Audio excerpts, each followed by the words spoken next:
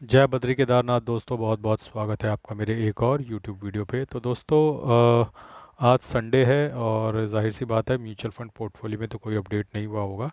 तो कुछ लोगों की रिक्वेस्ट आ रही थी कि भैया हमें थोड़ा ना कितना इन्वेस्टेड अमाउंट है आपका पर्टिकुलर म्यूचुअल फंड में और कितना उसमें रिटर्न है, ऐसे करके दिखा दो। तो मैं दोनों ही पोर्टफोलियो में दिखा दूंगा, प्लस कैटेगरी वाइज भी लोग देखना चाह रहे हैं। तो बहुत सारे कमेंट आ रहे थे कि कैटेगरी वाइज दिखा दो, कितना आपने लार्ज कैप में डाला हुआ है, कितना स्मॉल कैप में, कितना मिड कैप में।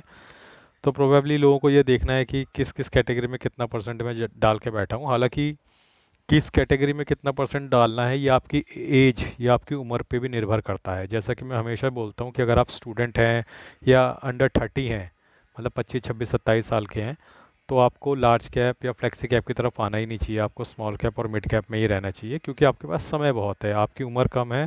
तो आप आराम से 20 25 साल 30 साल की गेम खेल सकते हो। लेकिन जो ऑलरेडी 40 के आसपास आ गए हैं, 35 40 के आसपास हैं, उनको थोड़ा कॉम्बिनेशन लेना पड़ेगा, लार्ज कैप फ्लेक्सी कैप। और जो लोग ऑलरेडी 55 60 के ऊपर हैं, आई थिंक मेरे सब्सक्राइबर में तो ऐसा कोई होगा नहीं। अगर हैं गलती से, आई डोंट नो, तो उनको तो लार्ज कैप में ही रहना चाहिए। उनको तो फिर मिड कैप और स्मॉल की तरफ नहीं जाना चाहिए, क्योंकि they are already at the senior citizen age के आसपास वो पहुंच गए हैं।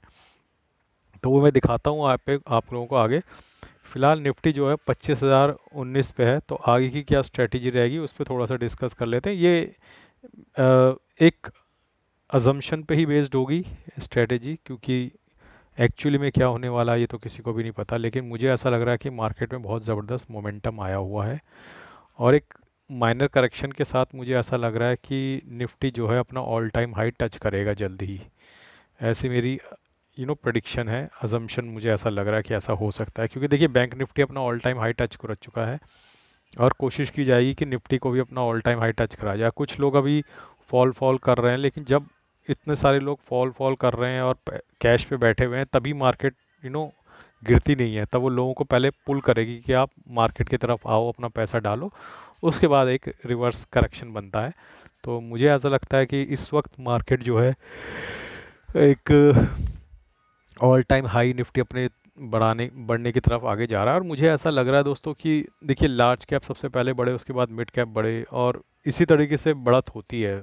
जो प्रीवियस ट्रेंड देखे हुए हैं, जो बहुत सालों से मार्केट में इन्वेस्टेड है, उन्हें पता है कि सबसे पहले जो रिकवरी आती है वो लार्ज कैप में आती है। फिर आप फिलहाल देख रहे हैं कि इस मिड कैप जो अच्छा चलना शुरू हो गए हैं, उन्होंने लार्ज कैप को भी ओवरटेक कर लिया है, लेकिन स्मॉल कैप अभी नहीं चले हैं। तो मुझे ऐसा लग रहा है कि अब जो अगली बारी है, ठीक है, मुझे ऐसा लग रहा है कि अगला टर्न अप स्मॉल कैप का आने वाला है। अगले 1 2 हफ्ते के अंदर आप देखोगे स्मॉल कैप में बहुत ज़बरदस्त रिकवरी होगी। मेरा ये अंदेशा है, क्योंकि देखिए रिकवरी होनी शुरू हो गई है। मिड कैप तो रिकवर कर गए हैं और काफ़ी अच्छा उनमें रिकवरी हो रही है, लेकिन स्मॉल कैप अभी भी थोड़ा बहुत पीछे छूटे हुए हैं। और ये इसी तरीके से चलता है। कैटेगरी वाइज लार्ज कैप चल गए, मिड कैप चल गए, अब स्मॉल कैप की बारी है। तो मुझे ऐसा लगता है कि स्मॉल कैप में अब अच्छी रिकवरी आनी चाहिए। बट क्योंकि मार्केट में वॉलेटिलिटी बहुत ज़्यादा है, तो मैं अभी भी कोई लमसम की सलाह नहीं दे रहा हूँ मिड कैप और स्मॉल कैप में। मेरा अपना एसआईपी जारी है। और वोलाटाइल मार्केट में दोस्तों ये बहुत मुश्किल हो जाता है। इवन अगर आप बड़े बड़े फंड मैनेजर से भी पूछोगे इस वक्त, तो कोई कॉन्फिडेंटली आपको बोलेगा नहीं कि आप लमसम कर लो मिड कैप स्मॉल कैप में। अभी भी मना कर रहे हैं लोग। तो मेरा भी वही व्यू है, हाँ। लेकिन इस बीच मार्केट बढ़ेगी ज़रूर, मिड कैप स्मॉल कैप बढ़ेंगे ज़रूर, और तब लोग कहेंगे कि आप गलत बोल रहे हैं। लेकिन फिर अचानक से एक झटका आएगा, तो मिड कैप स्मॉल कैप फिर नीचे आ जाएंगे। तो वॉलाटिलिटी में इसीलिए कहते हैं कि मिड कैप स्मॉल कैप से दूर रहो, क्योंकि ये सीधा सीधा ऊपर जाने वाली मार्केट नहीं है। अभी भी आप लोग देखोगे कि जो इंडिविजुअल स्टॉक्स लेकर बैठे हैं, देखिए मार्केट तो ऑल टाइम हाई के काफ़ी नज़दीक आ गई, सिर्फ 1200 पॉइंट यहाँ से रह गई है। लेकिन जो लोग इंडिविजुअल स्टॉक्स लिए हुए हैं, ठीक है, उनसे पूछो क्या उनके स्टॉक रिकवर हो गए। तो आप उनका जवाब आएगा, नहीं जी भैया, हमारे शेयर तो चले ही नहीं, कोई और ही शेयर चल रहे हैं। यही होता है, जब आप ऑल टाइम हाई से गिरते हो, तो जो शेयर आप लेकर बैठे हो वो वाले शेयर नहीं चलेंगे, अब नए वाले शेयर चलेंगे। तो आपके हाथ में जो शेयर पड़े हैं वो अभी भी 20 20 30 30% डाउन दिखेंगे आपको। तो कुछ रिकवरी हुई होगी, मैं मना नहीं कर रहा हूँ। जो 30% 40% डाउन थे, वो अब 15% 20% डाउन पे आ गए होंगे, या 10 12% 15% डाउन पे आ गए होंगे, लेकिन रिकवर नहीं हुए होंगे वो। और इवन अगर निफ्टी ऑल टाइम हाई भी लगा लेगा, तो जो शेयर जनरल पब्लिक के पास पकड़ा रखे हैं लोग, उन्होंने बिग मनी ने, वो रिकवर नहीं हो पाएंगे। तो वो जब बुल आता है तो वो सब रिकवर होते हैं, लेकिन फिलहाल वैसी बुल मार्केट नहीं है कि हर शेयर चल रहा हो। अब आप सोचिए 2023 2022-23 में जैसी मार्केट थी कि कुछ भी पकड़ लो, कोई भी शेयर पकड़ लो, सब चल रहे हैं, लेकिन अब वैसा नहीं है। तो बी केयरफुल। और इंडिया पाकिस्तान के वॉर पे तो नज़र रखनी पड़ेगी। बाकी सारे पॉजिटिव्स तो अब, बाकी सारी चीज़ें पॉजिटिव हैं फ़िलहाल मार्केट के लिए। एक इंडिया पाकिस्तान वॉर ही है जो एक नेगेटिव है।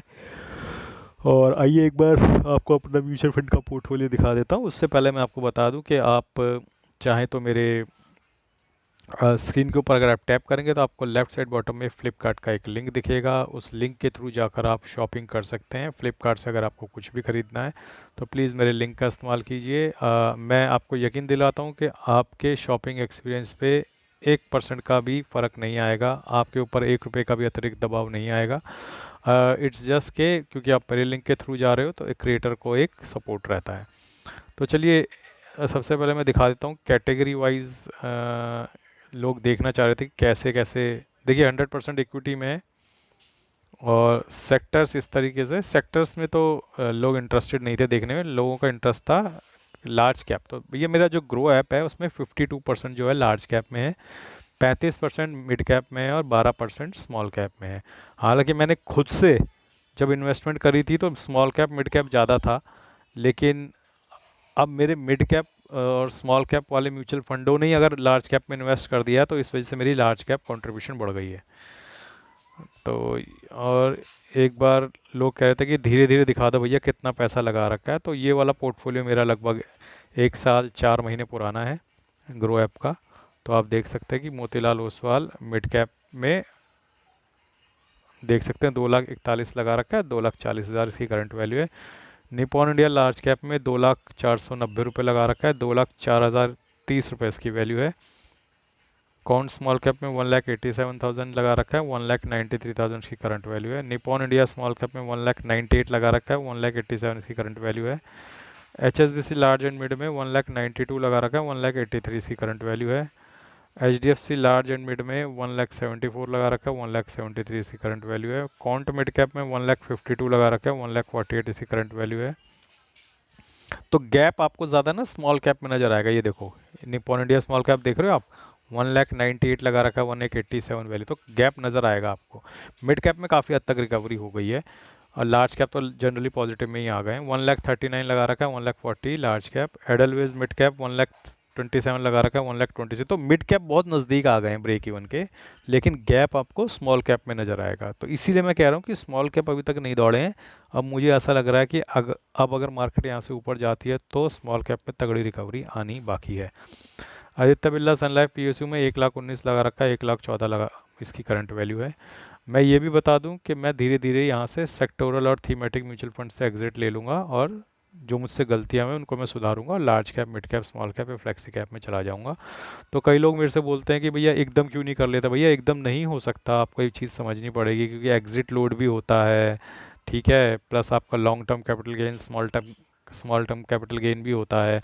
तो उस सब को मुझे अपने फेवर में लाना पड़ता है, उसके बाद ही मैं एग्जिट कर सकता हूँ। बंधन स्मॉल कैप में 1,12,000 इन्वेस्ट किया, 1,07,000 इसकी current value. Bank of India small cap में 1,14,000, 1,05,000 इसकी करंट वैल्यू। देखो स्मॉल कैप में आप देख रहे हो गैप ज़्यादा है क्योंकि स्मॉल कैप में रिकवरी नहीं हुई है इतनी। H D F C mid cap 1,00,000 लगा, 1,01,000। देखो मिड कैप जो है ऑलमोस्ट बॉटम ब्रेक इवन के आसपास आ चुके हैं। Count large and mid cap में 99 लगा है, 98 करंट वैल्यू है। इन्वेस्को पी एस यू 83 लगा है, 84 करंट वैल्यू है। बंधन कोर इक्विटी 55 लगाया, 54,000 इसकी करंट वैल्यू है।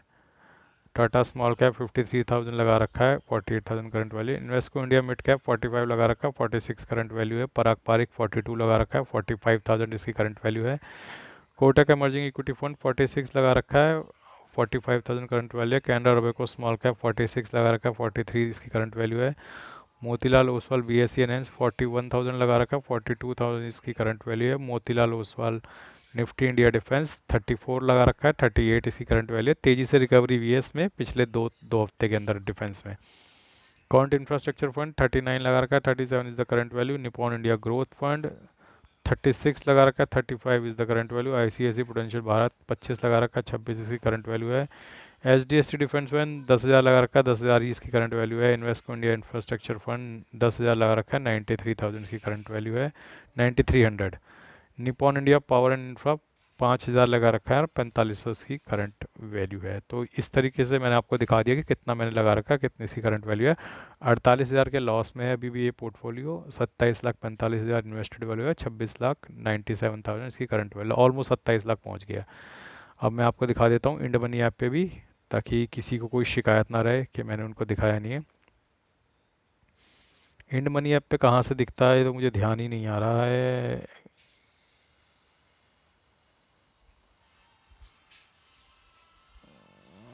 तो पहले तो ये दिखा देता हूँ मैं आपको कि कितना लगा रखा है, और उसके बाद पराग पारिक में आप देख सकते हो कि मैं यहाँ पे साफ साफ नज़र आ रहा है 67,500 मैंने लगा रखा है, और 71,500 इसकी करंट वैल्यू, तो 4,000 के मुनाफे में है ये। निपॉन इंडिया लार्ज कैप 50,000 लगा रखा है, 54,000 इसकी करंट वैल्यू है, तो लगभग 4,000 के मुनाफे में है ये। इन ICICI प्रूडेंशियल ब्लू चिप 50,000 लगा रखा है, 53,000 करंट वैल्यू है, लगभग 3,400 के मुनाफे में। कोटक में 11,000 लगा रखा है, 11,800 इसकी करंट वैल्यू है, तो 800 रुपये के मुनाफे में। 10,500 एडलवेज मिड कैप में लगा रखा है, तो 11,400 इसकी करंट वैल्यू है, तो 900 के मुनाफे में ये। 10,500 निपॉन इंडिया ग्रोथ में लगा रखा है, 11,400 इसकी कह रही है, ये भी 900 रुपये के मुनाफे में। HDFC मिड कैप में 10,500 लगा रखा है, ये भी 11,300, तो 847 के मुनाफे में ये भी। एडलवेज स्मॉल कैप में 10,500 लगा रखा है, 11,200 सी करंट वैल्यू, तो 700 रुपये के मुनाफे में ये है। मोतीलाल ओसवाल मिड कैप में 10,500 लगा रखा है, 11,1500 इसकी वैल्यू है। कोटक स्मॉल कैप में 10.5 लगा रखा है, 11,100 इसकी वैल्यू है। इन्वेस्टेड कैनरा रोबेको में 10,000 है, 10,700 इसकी वैल्यू है। HSBC स्मॉल कैप में 10,000 लगा रखा है, 10,700 इसकी वैल्यू है। Bank of India small cap में भी 10,000 लगा रखा है, 10,600 इसकी वैल्यू है। इन्वेस्को इंडिया मिड कैप में 9,000 लगा रखा है, 9,850 इसकी वैल्यू है। 9,000 इन्वेस्को इंडिया लार्ज में लगा रखा है, इसमें भी 9,800 इसकी वैल्यू है। निपॉन इंडिया स्मॉल कैप में 9,000 लगा रखा है, 9,650 इसकी वैल्यू है। बंधन कोर इक्विटी में 9,000 लगा रखा है, 9,640 इसकी वैल्यू है।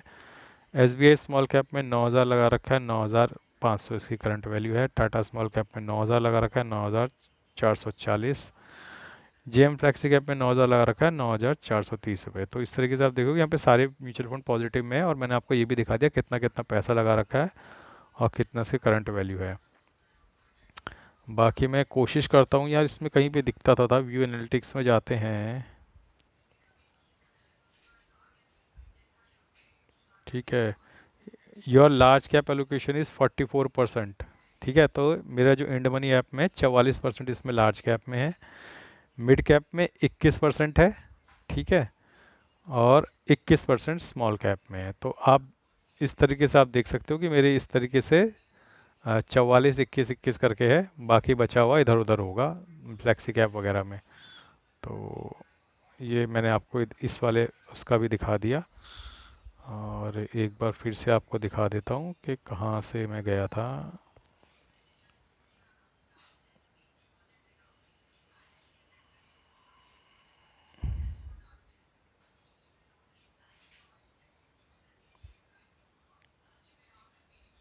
व्यू एनालिटिक्स में गया मैं,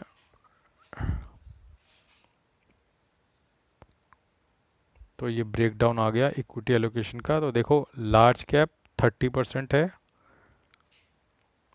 स्मॉल कैप 23% है, फ्लेक्सी कैप 22% है, मिड कैप 18% है, लार्ज एंड मिड 5% है। तो यहाँ पे ना ये लोग वैसे बाइफिकेट नहीं करते लार्ज मिड और स्मॉल में। तो ग्रो ऐप में ये बढ़िया है कि आपके फंड अगर लार्ज कैप में इन्वेस्ट कर देता है तो वो उसको लार्ज में ड्रैग करके दिखाता है आपको। तो वो तीन ही कैटेगरी में दिखाता है grow app, large mid and small. लेकिन जो ये इंड मनी ऐप है ये ज़्यादा दिमाग नहीं लगाता, या सीधा सीधा आपका फंड पकड़ लेता है। तो लार्ज कैप वाला 30%, small cap 23%, flexi 22%, mid cap 18%, और लार्ज एंड मिड 5%। तो इस तरीके से मैंने आपको एलोकेशन भी दिखा दी है, किस फंड में कितना इन्वेस्ट किया वो भी दिखा दिया है, मेरा व्यू क्या है आने वाले हफ्ते का वो भी मैंने बता दिया है। तो चलिए आज के लिए बस इतना ही। धन्यवाद, गुड बाय, जय बद्री केदार।